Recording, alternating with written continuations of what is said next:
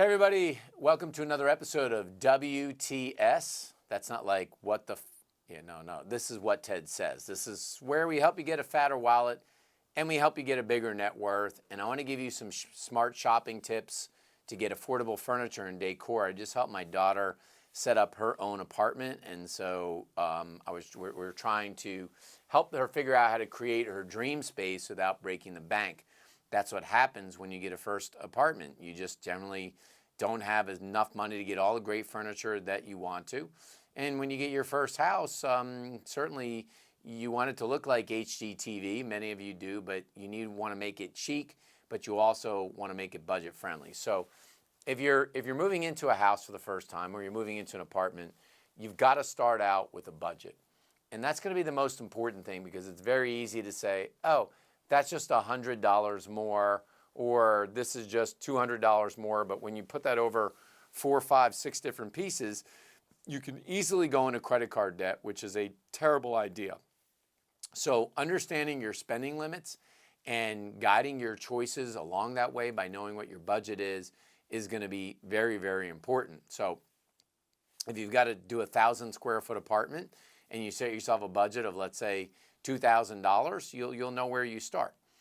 Research is going to be so important here, because there are so many websites that you can go to buy online stuff. I don't recommend starting that way. What I recommend doing is looking for, in your city or in your town, where are going to be like sort of the area where you've got excess furniture or overstocked furniture shops. You may want to go to like 4, 5, 6 different places to touch and feel the merchandise. You want to make sure that you take measurements, because a lot of times what looks good in your eye may not fit in the apartment or in the house.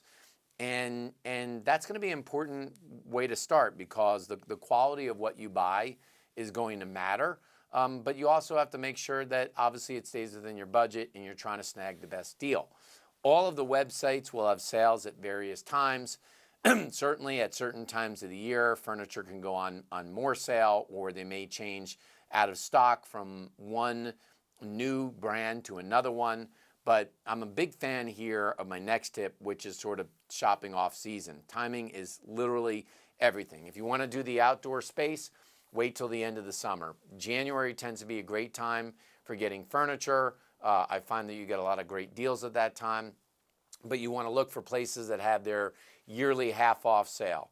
Also, the Black Friday time of the year, that whole November time can be really, really good to buy furniture as well. But I really like this beginning of the year into February as a great time to look for all that indoor furniture. That tends to be the time into the spring that the outdoor furniture, gets more expensive. But look for the deals, and a lot of times if you go to the back of the store or you ask where the clearance section is, even places like Crate and Barrel have CB2 outlets. These kinds of outlets, Pottery Barn has them, and other places can be a great place to find that furniture. Upcycling is another interesting one, which means don't overlook the treasure of secondhand options. There are so many people that buy big homes and then they move and then they go on a Facebook marketplace or another place like that where you may be able to buy this furniture. Now, you obviously have to look for stains in the furniture, or there may be imperfections in the furniture, but a lot of times you can deal with that without denting your wallet. When I went to CB2 to look at the Crate and Barrel overstock, there were these great sideboards, and we found one that normally was about $2,000 that was selling for $500, because on the right-hand side and the back, it was kind of nicked up, on the side, but it's nothing that almost anybody would see if it was against a wall and not in a main place where it's front and center. So sometimes you can get those deals, and then you might even be able to fix it up a little bit yourself and still save lots and lots of different money over time.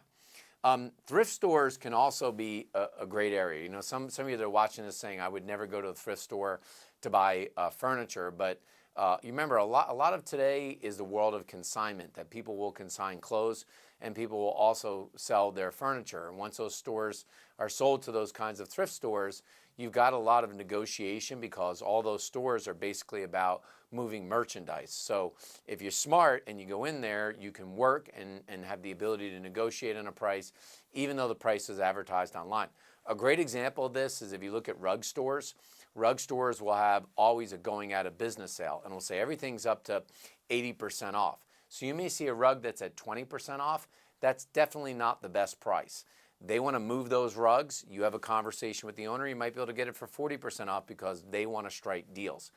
Any city that you're in that you're watching this, there's going to be areas in your city or in your town where they've got these discounted or outlet furniture stores. I would check them all out, and most undoubtedly you can do a room or you can do a whole house on a very, very effective budget. Try these tips. Hope you like them. We'll put some in the body for you. If you look through them, we'll give you some websites to check out for discounted stores, along with the video that we showed you here today on What Ted Says. Check out the whole channel.